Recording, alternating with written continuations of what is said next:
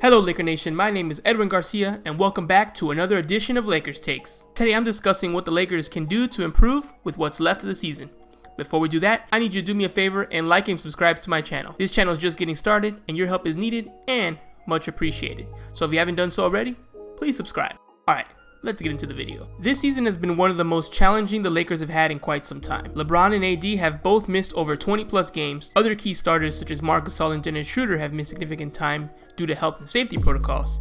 And because of this, the Lakers are currently in 6th place in the West, fighting to avoid falling to 7th and participating in the play-in tournament. With LeBron missing the next couple of games and Dennis Schroeder missing 10 to 14 days due to health and safety protocols, what can the Lakers do to continue moving forward in a positive way? Anthony Davis may have played in the last 7 games, but he's not back yet. Since his return, he's averaged 17.7 points, 6.7 rebounds, and 2.8 assists. These numbers are significantly lower than his season average, which has also been lackluster, and his career average. Now obviously this is understandable given the 30 consecutive games he missed, but the Lakers need him to be Anthony Davis as soon as possible. Overall, the Lakers have done a good job in putting AD in position to succeed. He's improving game by game and had one of his best games against Denver to secure a much needed win. When the fourth quarter lead disintegrated, he hit a key mid-range floater to extend the lead to 4. Then, on the other side of the ball, he made an incredible block on Campazzo to secure the victory. After the game, AD was clearly in high spirits. He let out a sigh of relief, bumped heads with KCP, and yelled, "We back," over and over. With the Lakers missing Dennis Schroeder for 10 to 14 days, and no LeBron for at least 2 games, hopes for cohesion or a ramping up time are out the window.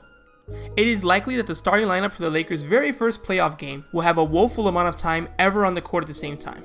With everyone healthy, there are 2 possible starting lineups for the first playoff game that I see. Lineup 1 is Dennis Schroeder, KCP, LeBron James, AD, and Andre Drummond. Lineup 2 is Dennis Schroeder, KCP, LeBron James, AD, and Marc Gasol. The first lineup, which I think is the one we are likely to see if everyone is healthy, has only played 17 minutes. The second lineup has played together the most of any 5-man Lakers lineup, clocking in at 281 minutes. But recent evidence shows the Lakers prefer Drummond playing and starting at the 5 over Gasol. Either way, both lineups are impossible right now, with 2 of the 3 best players in these lineups unavailable. So, what can the Lakers do in the meantime to get as much value in what's left of the season? Anthony Davis is playing and is the key to everything the Lakers want to do, so anyone who matters needs to play with him as much as possible.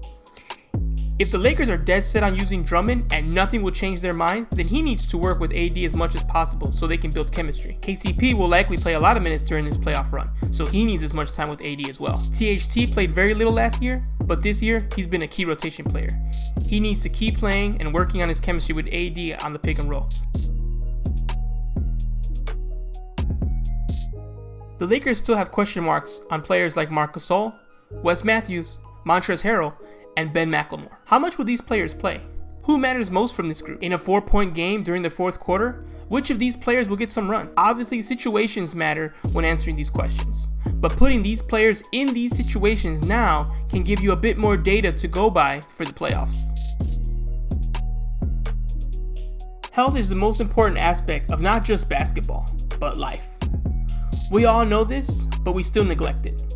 Ultimately, if LeBron and AD aren't healthy, this team will not beat the Suns, Clippers, Nets, 76ers, or any other top team in the playoffs. Benefiting from the fruits of their labor will depend on if LeBron and AD are healthy. If they are good to go, they are just as good as anybody in the West. If they can't play up to their ability, then the Lakers are just another playoff team. Time will tell, patience is needed, and health is key. Alright, that's it for today's video. If you enjoyed watching, please subscribe and hit that like button. Also, comment below and let me know how you think the Lakers can improve with what's left of the season. Until next time, have a good rest of your day, and go Lakers!